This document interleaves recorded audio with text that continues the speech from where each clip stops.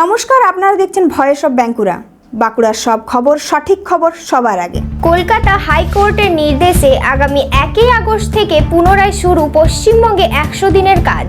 পশ্চিমবঙ্গে গ্রামের দরিদ্র মানুষদের জন্য এক জীবনরেখা হিসেবে পরিচিত 100 দিনের কাজ, কিন্তু কেন্দ্র থেকে বরাদ্দ বন্ধ হওয়ার পর সেটা প্রায় 3 বছর ধরে বন্ধ। এই মর্মান্তিক পরিস্থিতির পরিপ্রেক্ষিতে হাইকোর্টের নির্দেশ রাজ্য জনতার কাছে এক নতুন আশার আলো দেখিয়েছে।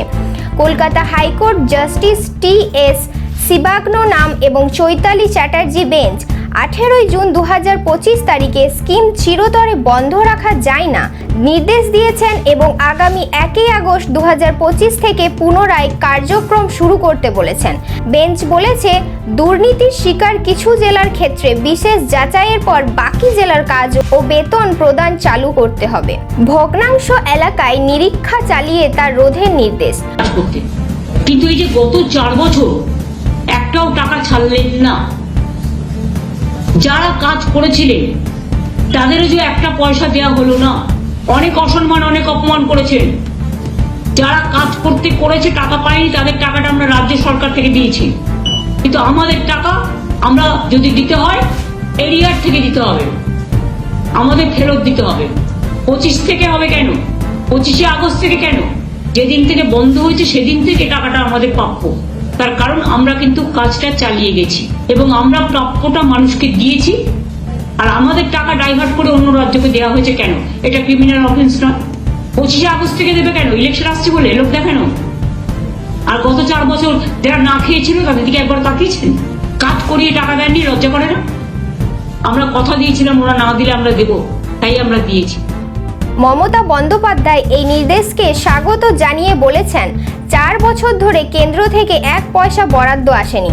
রাজ্য ইতিমধ্যেই 2700 কোটি টাকা বরাদ্দ করে 30 লক্ষ শ্রমিককে মার্চে 2022-এর পরে বকেয়া পরিশোধ করেছে।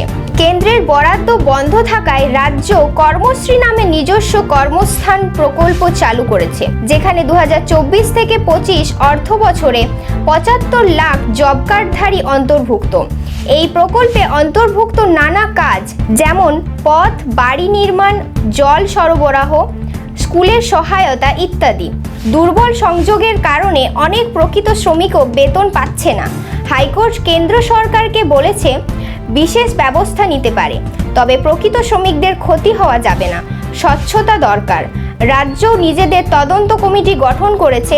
4 জেলার 240 লাখ টাকা উদ্ধার হয়েছে দুর্নীতির দায়ে। 1 আগস্ট 2025 থেকে পুনঃস্থিতি নিশ্চিত হলো, তবে প্রকৃত বাস্তবায়ন দেখার বিষয়। তবে কেন্দ্র রাজ্য দ্বন্দ্বের রেস লেগে থাকবে।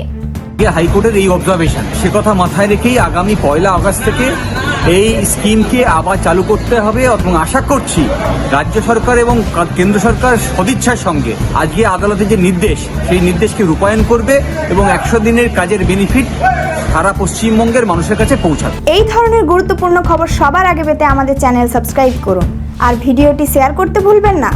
আপনার মতামত কমেন্টে জানান আর লাইক শেয়ার করে ভয়েস অফ বাঁকুড়ার পাশে থাকুন।